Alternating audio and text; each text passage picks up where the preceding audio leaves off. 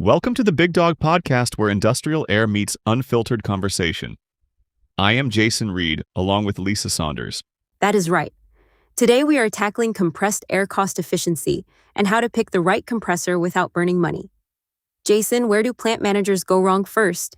You buy a $5,000 piston compressor because the sticker price looks fantastic, and then 2 years later you're spending $15,000 on diesel rentals, valve kits, and an electric bill that looks like a phone number. I see this on shop floors all the time. $15,000 in extra costs just to save a few grand upfront? That is a massive gap. Why does a piston unit go sideways so fast when you push it? Because recips are built for intermittent duty. Think a small auto body shop running air tools for maybe 30 minutes at a time, then letting the machine rest. But when that shop grows to 3 bays and runs 8 hours a day, 5 days a week, you are forcing a machine designed for light duty into continuous service. The rings wear out, the valves wear down, and here is the kicker. As those internal parts wear out, the motor has to pull significantly more kilowatt hours just to hold the exact same system pressure. So the compressor is working harder and harder, drawing more power, all while delivering less actual usable air.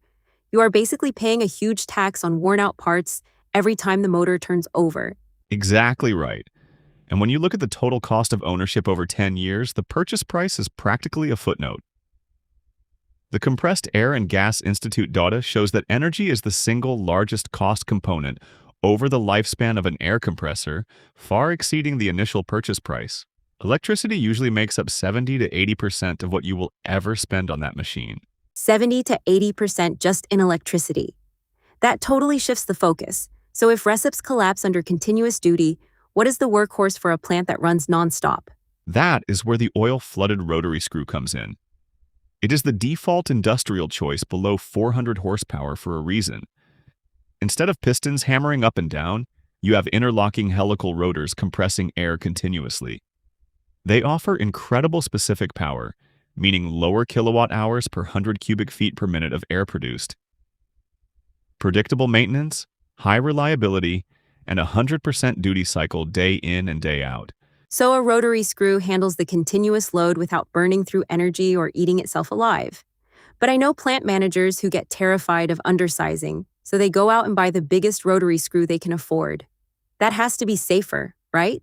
That is actually one of the absolute worst things you can do to a rotary screw machine.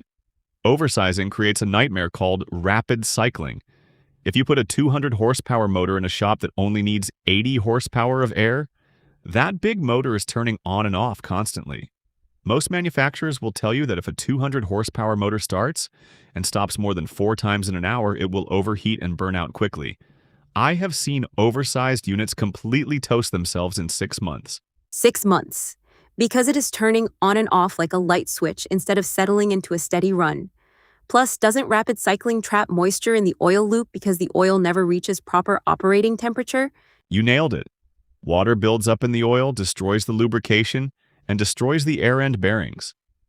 That is why getting the exact sizing right is everything. And if your air demand fluctuates throughout the day, that is where you look at variable speed drive, or VSD. A fixed speed unit runs at one speed regardless of demand, unloading and burning 25 to 35% of its full power, even when it is not making useful air. A VSD unit slows the motor down or speeds it up to match your exact demand in real time, saving 25 to 35% on energy costs. So the extra upfront cost of a VSD package pays itself back in 2 to 3 years if your plant runs varying loads.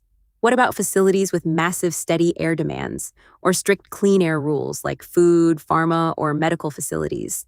For huge continuous base loads above 400 horsepower, centrifugal compressors win on pure cost per cubic foot per minute.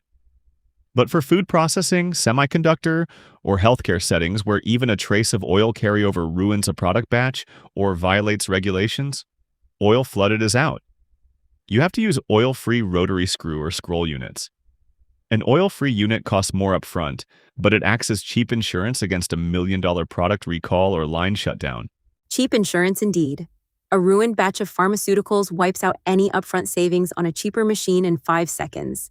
So before anyone signs a purchase order or guesses their demand, the single best move is booking a professional air audit and reviewing standard KGI performance sheets. An audit is the cheapest insurance you will ever buy. It measures your actual demand profile so you do not buy too small or wreck a machine by oversizing.